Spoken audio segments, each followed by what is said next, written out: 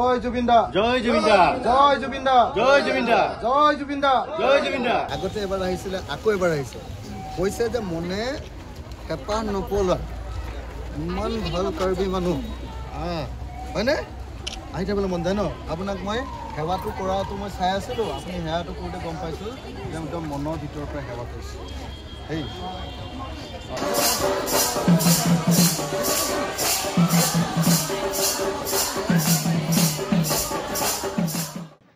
ক'বলগীয়া কথাটো এইটোৱে যে চৰকাৰী তদন্তত অসমৰ মানুহ সন্তুষ্ট নহয় কালি দেখিছোঁ ছিংগাপুৰৰ পৰাও এখন কিবা নোট এটা আহিছে ছিংগাপুৰ গভৰ্ণমেণ্টৰ পৰাও যে প্ৰাথমিক তদন্তত তেওঁলোকে মৃত্যুটো তেনেই স্বাভাৱিক মৃত্যু বুলি ক'ব খুজিছে ছিংগাপুৰে বাৰু ক'বই কাৰণ ছিংগাপুৰখন চলি থাকে টুৰিজিমৰ ওপৰত টুৰিষ্টৰ তাত নিৰাপত্তা নাই বুলি ক'লে ছিংগাপুৰলৈ মানুহ যোৱা কমি যাব কাৰণ এতিয়া জুবিন দা ৱৰ্ল্ডৰ ফেচবুকৰ নাম্বাৰ 1 ট্ৰেণ্ড এতিয়া গোটেই পৃথিৱীৰ নাম্বাৰ 1 ট্ৰেণ্ড এতিয়া তো গতিকে জুবিন দাৰ কথাটোৰ কাৰণে হয়তো ছিংগাপুৰে এইটো মানে আমাৰেই দুখ এনেকুৱা ধৰণে ক'ব পাৰে সেইকাৰণে মই বাৰম্বাৰ কৈ আছোঁ যে আমাৰ চৰকাৰখনে যিটো তদন্ত কৰিব লাগে সেইটো ছিংগাপুৰ চৰকাৰ নিৰ্ভৰশীল তদন্ত হ'ব নালাগে বাৰম্বাৰ কৈ আছোঁ আৰু আমাৰ চৰকাৰখনে যাক তদন্ত কৰিবলৈ দিছে CID বা SIT এওঁলোকে গৈ বিদেশত তদন্ত কৰিব নোৱাৰে মই আপোনালোকক বাৰম্বাৰ কৈ আছোঁ মানুহে ধৰিব পাৰিছে নাই নাজানো যে বিদেশত হোৱা তদন্ত কৰিবৰ কাৰণে ভাৰতৰ BNSSৰ 208 ছেকশ্যনৰ অধীনত প্ৰথমতে চেণ্ট্ৰেল গভৰ্ণমেণ্টৰ পাৰ্মিশ্যন ল'ব লাগে নাম্বাৰ 1 নাম্বাৰ 2 BNSSৰ 112 নম্বৰ ধাৰা অনুসৰি যদি ৰিকুৱেষ্ট কৰিব লাগে বিদেশ এখনক ধৰক ছিংগাপুৰলৈ চিঠি পঠিয়াব লাগে সেই চিঠিখন আমাৰ কোৰ্টৰ জৰিয়তে পঠিয়াব লাগে এতিয়া আমাৰ CIDয়ে গৈ চিঠি এখন দিলে ক'ত ছিংগাপুৰ গভৰ্ণমেণ্টে পাত্তা দিব যেতিয়া কোৰ্টৰ জৰিয়তে চিঠিখন যাব ছিংগাপুৰ কোৰ্টলৈ বা ছিংগাপুৰৰ অথৰিটিলৈ তেতিয়াহ'লে ছিংগাপুৰ গভৰ্ণমেণ্ট বাধ্য যে আমাৰ তদন্তত সহায় কৰিবই লাগিব কাৰণ আমাৰ দেশৰ লগত তেওঁলোকৰ এই সম্পৰ্কীয় বুজাবুজিৰ চুক্তি আছে আনকি তাৰ পৰা মানুহ ধৰাই আনিবৰ কাৰণেও আমাৰ BNSSত স্পষ্টকৈ লিখা আছে 114 নম্বৰ ছেকশ্যনত তাত 114 নম্বৰ ছেকশ্যনত লিখি থোৱা আছে যে বিদেশৰ পৰা যদি কোনোবা অপৰাধীক আনিব লাগে তেতিয়াহ'লে সেইটো আমাৰ কোৰ্টৰ জৰিয়তে যাব লাগে এতিয়া সেইবিলাক একোকে কৰা নাই আমাৰ তদন্তটো দিব লাগিছিলে CBI তেতিয়া বিদেশত গৈ তদন্তটো ভালকৈ কৰিব পাৰিলেহেঁতেন সেইটো নাই কৰা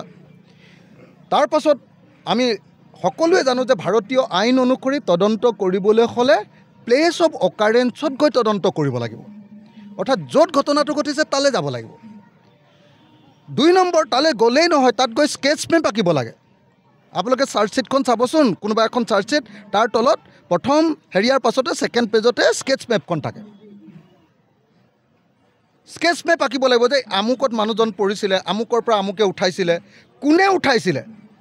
কোন কোন আছিলে তেওঁলোকৰ তাত গৈ ষ্টেটমেণ্ট ল'ব লাগিব কোনে উঠাইছিলে ৰেস্কিউ টিমটোৰ ষ্টেটমেণ্ট ল'ব লাগিব যিখন গাড়ীত নিছিলে সেইখনৰ ড্ৰাইভাৰ হেণ্ডিমেনৰ মানে এম্বুলেঞ্চৰ ষ্টেটমেণ্ট ল'ব লাগিব তাৰপিছত যিকেইজনে বুকুত এনেকৈ কৰিছিলে সেইকেইজনৰ ষ্টেটমেণ্ট ল'ব লাগিব ডাক্তৰৰ ষ্টেটমেণ্ট ল'ব লাগিব আৰু যে পষ্টমৰ্টেম ৰিপৰ্টটো দিছে ৰিপৰ্ট দিয়া মানুহকেইজনৰ ষ্টেটমেণ্ট ল'ব লাগিব তেতিয়াহে অপৰাধীৰ শাস্তি হয় ভাৰতীয় আইন অনুসৰি এতিয়া কি কৰিছে আপোনালোকে নিজে চাওক সেইকাৰণে অসমৰ মানুহে বুজি উঠিছে যে বিজেপি চৰকাৰে তদন্তটো ঠিকমতে নকৰে তাতে আকৌ এই আমাৰ কি কয় আমাৰ জুবিনদাৰ মৃত্যুৰ কাৰণে মানে অভিযুক্ত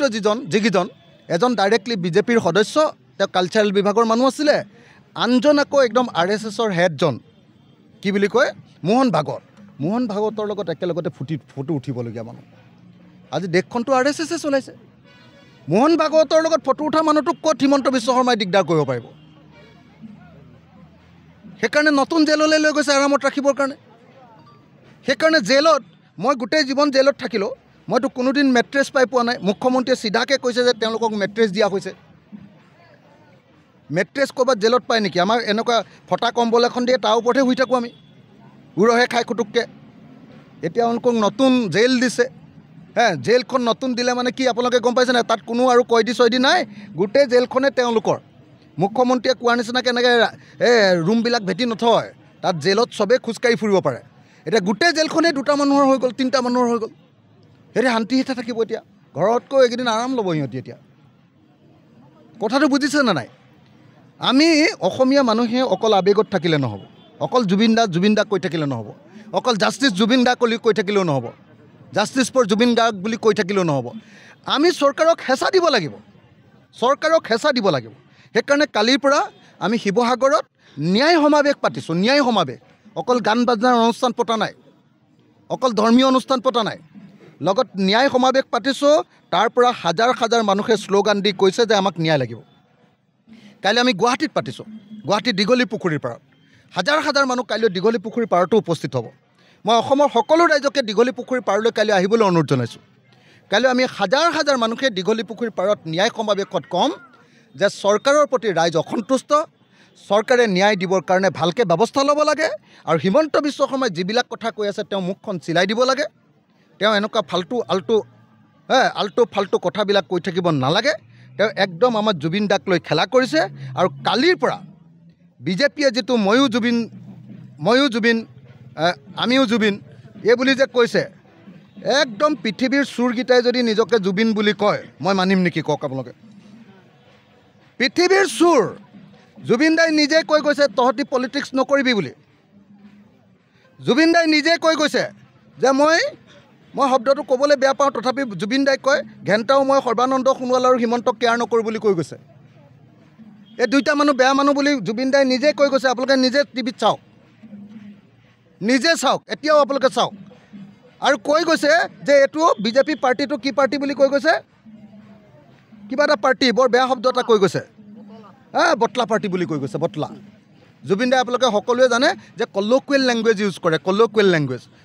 লেংগুৱেজ মানে মানুহে যি ভাষাত কথা কয় সেইটো ভাষাত একদম বিৰাট আৰু একদম ধনী মানুহৰ নিচিনাকৈ সুৰ লগাই মানে এৰিষ্টকেট ভাষাত কথা নকয় তেওঁ একদম গাঁৱৰ মানুহে যেনেকৈ কথা কয় ডেকা ল'ৰাই যেনেকৈ কথা কয় তেনেকৈ বটলা বুলি কয়নে নাই গাঁও ডেকা ল'ৰাটোৱে কৈছে এইটো এটা বটলা পাৰ্টি এইটোক ভোট নিদিব গতিকে জুবিন গাৰ্গক ক'ত ওপৰলৈ উঠিবলৈ দিব ক'ত জুবিন গাৰ্গৰ ন্যায় দিব পাৰিলে চবকে মাৰপিট কেনেকৈ কৰিছে আপোনালোকে দেখিছে নে নাই যিবিলাকে ন্যায় বিচাৰিছে তাক পিটন দিছে আৰু যিবিলাকে মাৰিছে বা মৰাৰ কাৰণে ঠেলি দিছে সেইবিলাকক একদম ধুনীয়াকৈ ৰাখিছে গতিকে এই চৰকাৰখনৰ পৰা ন্যায় নাপাওঁ কোনোবাই ভাল পালে বেয়া পালেও যদি জুবিন গাৰ্গ ন্যায় লাগে তেতিয়াহ'লে এই বিজেপিক হেঁচা দিব লাগিব ইয়াৰ বিৰুদ্ধে প্ৰতিবাদ কৰিব লাগিব হিমন্ত বিশ্ব শৰ্মাক মুখখন বন্ধ কৰিবলৈ ক'ব লাগিব আৰু হিমন্ত বিশ্ব শৰ্মাক পাৰিলেতো আঁতৰাবই লাগে তুমি আঁতৰাহে তুমি নোৱাৰা বৰ বেছি গণ্ডগোল কৰিছা এই বুলি ক'ব লাগে আপুনি বিচৰা বাতৰি পাব কেৱল নিউজ 18 এপত নিউজ 18 এপ ডাউনলোড কৰিবলৈ স্ক্যান কৰক এই QR কোড গুগল প্লে ষ্টৰতো পাব এই নিউজ 18 এপ